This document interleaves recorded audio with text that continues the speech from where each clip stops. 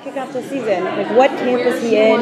What's he doing? What's going on? He's exiled. He's across the river. He's rebuilding. You're going to see him have relationships with new characters. And I think in last season you saw him sort of in a leadership role, balancing things. And the fate of the city was in his hands, and now he's lost all that. And he's got to rebuild on a smaller scale. So we get to see him interact with characters like Josh, you know, who's pretty much his only friend. See him rebuild, maybe bring in like new vampires and new characters. So what's it like going from, you know, doing like something, I guess like a regular drama like Grey's Anatomy or something like that, to then going to like doing the originals now with more supernatural? How do you like that transition? It is two different things. It's like I went to Europe and people ask me like, what's your favorite city? I mean, between Barcelona, Paris, and Rome, it's like it's really tough to choose. So what like with Grey's Anatomy, I mean, it was a great cast, great network, great writers, shot in LA, right down the street. And then with the originals, also like a great cast, and we're all growing together. So supernatural or dramatic aside, it's just a great experience. It is different with supernatural because our schedule changes. With the drama like Grey's, we're always in the hospital. You know, here we're driving an hour out to different parts of Atlanta, and I'm shooting in different locations. We shot in what was it? Not an insane asylum, but sanatorium, where the next week they were shooting Ghost Hunters. And I talked to a friend who works on Ghost Hunters, and he goes, yeah, the crew said that was by far the scariest place in like 9 seasons they've ever been. Not something that I would do on Grey's Anatomy. So yeah, there is that element. So are your character and Klaus like true friends again now? I think true friends are someone that you can call and just say, hey, what's going on? How you doing, buddy? You know, how was the week? Cool. You know, see if we can hang out. So they're not on that level yet. But they do still have each other's phone numbers. They still call each other from time to time. It's usually just about business, about taking over the city. But at least now we answer each other's calls. Put it that way. So still a partnership, more of a partnership type. Yeah, for sure. They still need each other in that way.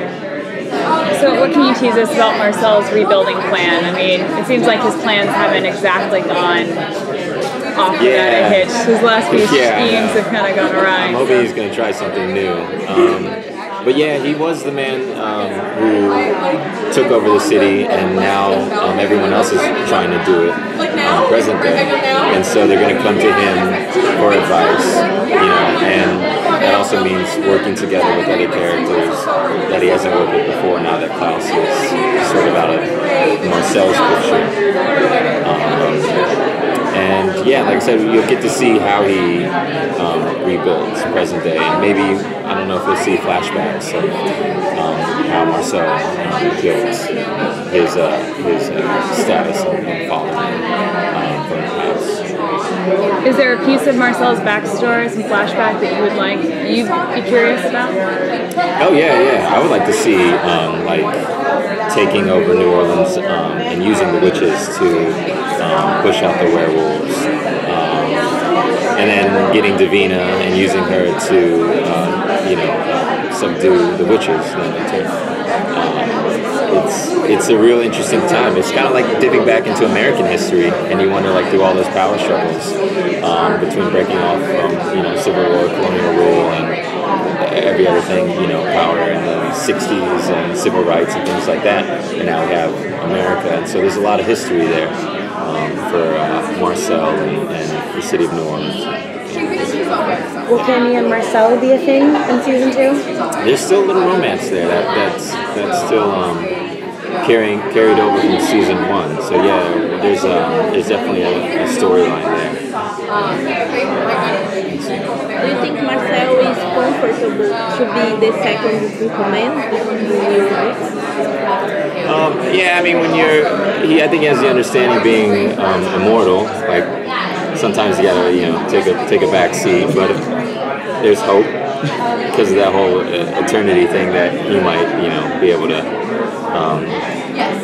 regain control. So he's fine with biding his time and planning, I think. What, if Marcel were to regain control of the city, what kind of leader do you think he'd be this time around? So I hope he'd be a little bit more diplomatic,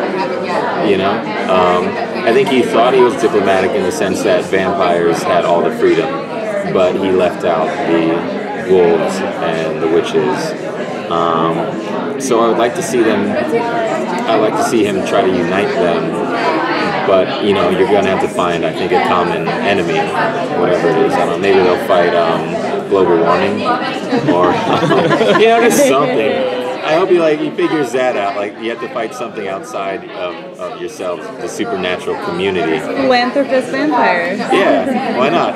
Change the world. I like to see that, I think that's the only place it can go.